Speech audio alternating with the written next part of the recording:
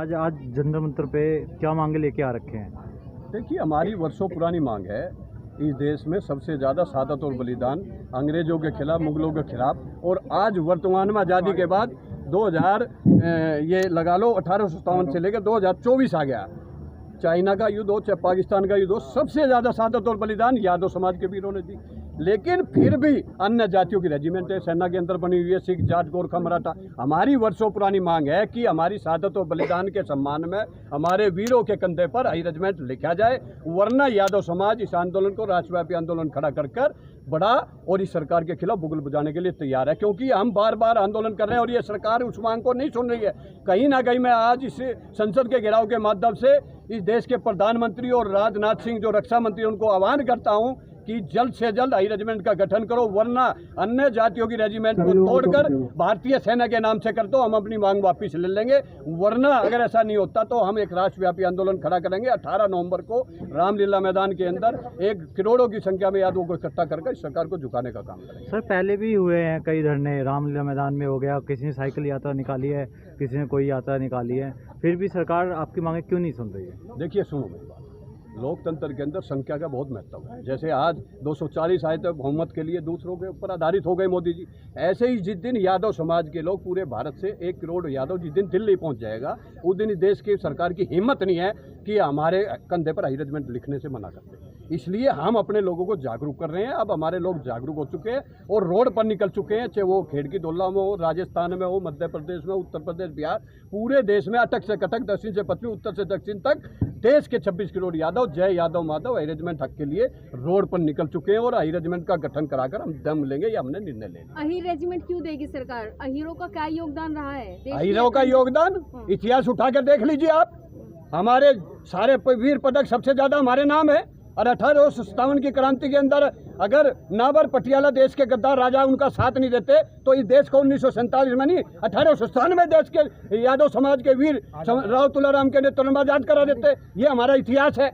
लेकिन हमने अंग्रेजों की गुलामी कबूल नहीं करी, देश के साथ खिलाफत नहीं करी, उसका भुगतान आज तक हमें करना पड़ रहा है। अगर हम अंग्रेजों का साथ देते नाबर पटियाला की तरह, तो आज भी सबसे पहले नरानी सेना के बाद, महाभारत के बाद, अगर किसी की सबसे पहले हाई रेजिमेंट होनी थी तो वह हीरो की होनी थी। लेकिन हमने देश के साथ गद्दारी नहीं की, अंग्रेजों के खिलाफ लड़ाई लड़ी और लड़ाई लड़कर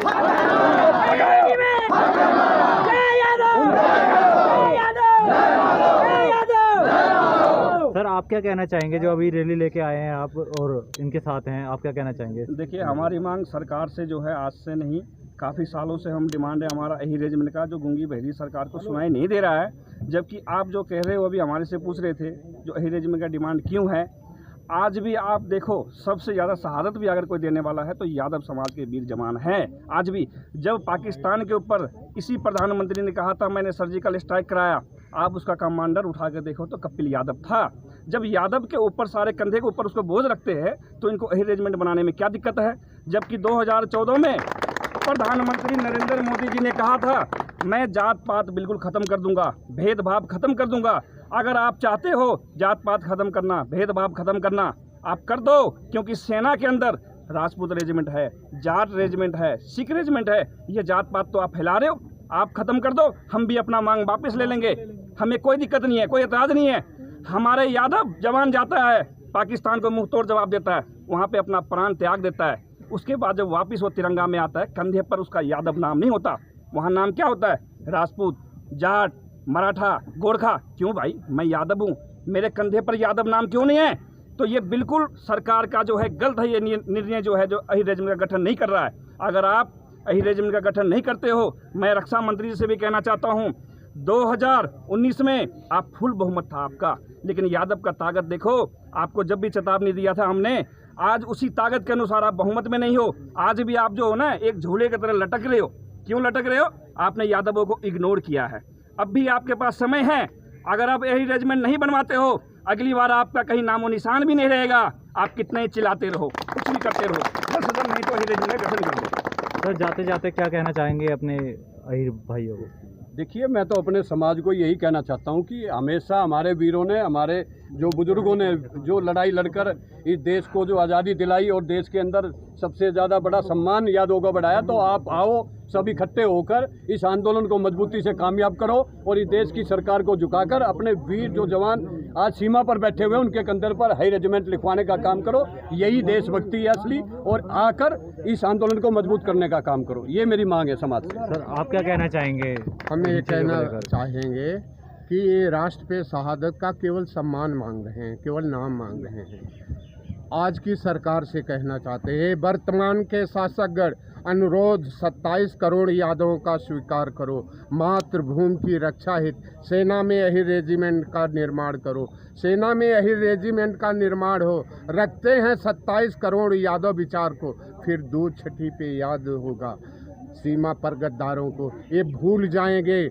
आज भी जितनी शहादतें होती हैं उसमें सबसे ज़्यादा शहादत यादव की होती है।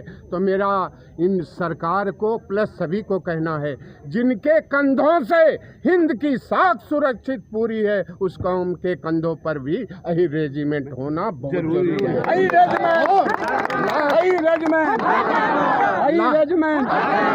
लास्ट मेरा ये कहना है, मिटा दो जुल्म की हस्ती, यही अखिल भारतीय यदुवंशी महासभा का पैगाम है। अरे हम सब संघर्षवादी हैं, यही रेजिमेंट लेना हमारा काम है।